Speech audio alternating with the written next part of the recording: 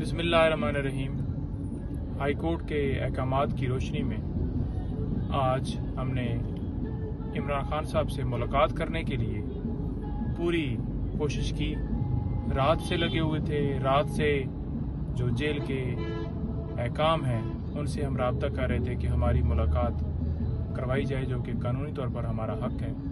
खान साहब से power of attorney sign करवाने हैं और उनसे केसेस के हवाले से इंस्ट्रक्शंस लेनी है, जो कि कानूनी तौर पर हमारा हक है। लेकिन शायद वो पिछली प्रेस कॉन्फ्रेंस की वजह से आज जो है हमें इजाज़त नहीं दी गई, बल्कि सिर्फ ये कहा गया कि बीबी साहिबा को अलाउ है और आप नहीं मिल सकते, आप अगले हफ्ते आइएगा। तो हमारी तरफ से किसी तरह से ना कोई मजम्मत की गई है, सिंपली हमने रिक्वेस्ट की है और पुरसुकून तरीके से आप देख रहे हैं कि बिल्कुल खैरियत से वापस जा रहे हैं और कोई ऐसी वहाँ पे लड़ाई या कोई हाथापाई नहीं हुई। जैसा कि कल वो एक FIR जो है दर्ज की गई थी, हमारे जो दूसरे दो मुअज़्ज़ज़ शेर अफजल मरवत साहब और बैरिस्टर उमैर न्याज़ी साहब आए थे और उन्होंने कोशिश की और बाद में जो है वो ये कहा गया कि इन्होंने आके लड़ाई की है और उनके ऊपर FIR जो है दर्ज कर दी कि इन्होंने मजम्मत की। हालांकि वो बिल्कुल ठीक थे, कोई उनकी वर्दियाँ जो हैं वो नहीं फटी हुई थी, क्योंकि अगर लड़ाई होती तो डेफिनेटली पुलिस इतनी ज़्यादा तादाद में होती है तो दो बंदे अगर आगे से कोई मजम्मत करते हैं तो इनके भी तो कुछ कपड़ों के ऊपर कुछ होना था। लिहाजा उन्होंने उसकी हद तक तो प्री अरेस्ट बेल ले ली है। बीबी साहिबा से जो है वो अभी बात हुई है, जब वो निकली हैं तकरीबन 30 मिनट की मुलाकात उनकी हुई है और वो कह रही हैं कि सेम वही पोजीशन है, यानी कि जो क्लास है उसको चेंज नहीं किया गया।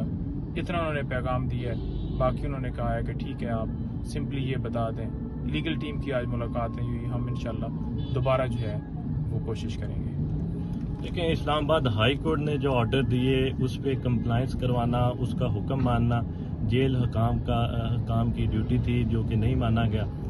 इस बाबत हम कल इस्लामाबाद हाई कोर्ट से रजू करेंगे और जेल हकाम के खिलाफ तौहीन अदालत की कार्रवाई करवाएंगे।